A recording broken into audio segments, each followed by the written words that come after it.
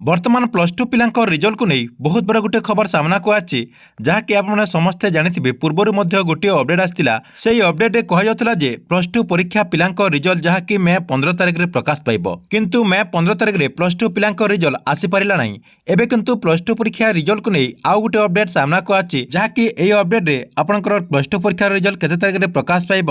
ता सहित सीएचएससी बोर्ड पक्षर ए कौन अपडेट रही पूरा डिटेल रही जहाँकि आपने वीडियो माध्यम पूरा डिटेल जानीपारे से भिडियोटी को शेष पर्यंत देखंतु ता पूर्व वीडियो को गोटे लाइक कर दिंतु और जो मैंने चैनल को नुआ आसथिबे चैनल को सब्सक्राइब कर पाखर थिबा बेल आइकन को क्लिक करके ऑल नोटिफिकेशन ऑन कर दिंतु। एटी आपने देखिपे प्लस टू पिला रिजल्ट को नहीं गोटे बहुत बड़ खबर सामना को आछि देखंतु एथिरे लेखाई मे शेष सप्ताह सुधा युक्त 2 परीक्षा फल प्रकाश पाइब गोटे समय कला विज्ञान वाणिज्य और धंदामूलक विभाग फल बाहर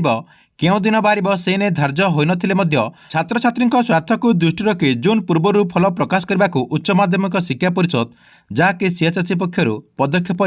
पूर्व मे 15 तारिख सुधा फल प्रकाश करने को परिषद पक्षर योजना करथिले मध्य ताहा सफल हो पारि नाही। 2टी पर्यायर अनुष्ठित उत्तर खाता मूल्यांकन विलंब सांगक साधारण निर्वाचन जोगु परीक्षा फल प्रस्तुति प्रभावित होता परिषद पक्षर जन अधिकारी कहते इतिमध्य सीबीएसई और सीआरएसई बोर्ड अधीन विद्यालय 10th और 12th श्रेणी परीक्षा फल प्रकाश पाई सारी सीएचएससी परीक्षार्थी मैंने एवं चिंतार पड़ुंट केबे परीक्षा फल बाहर ताकू नहीं द्वंद्व थिबा बेले परिषदर अधिकारी जने कहते जे खाता मूल्यांकन ठीक भाव में होइछि कौन प्रकार त्रुटि किंबा विभ्राट होना अवश्य एथर खाता देखा सारे टिके विलंब होइछि तथापि गत वर्ष गुड़िक अपेक्षा एथर शीघ्र फल प्रकाश पाइब कौन परिस्थिति जून मासर हेब ना पूर्व मे शेष सप्ताह विज्ञान विभाग परीक्षा फल और जून प्रथम सप्ताह कला वाणिज्य और धंदामूलक शिक्षार विभाग परीक्षा फल प्रकाश पाउतला एथर किंतु गोटे समय समस्त विभाग परीक्षा फल बाहर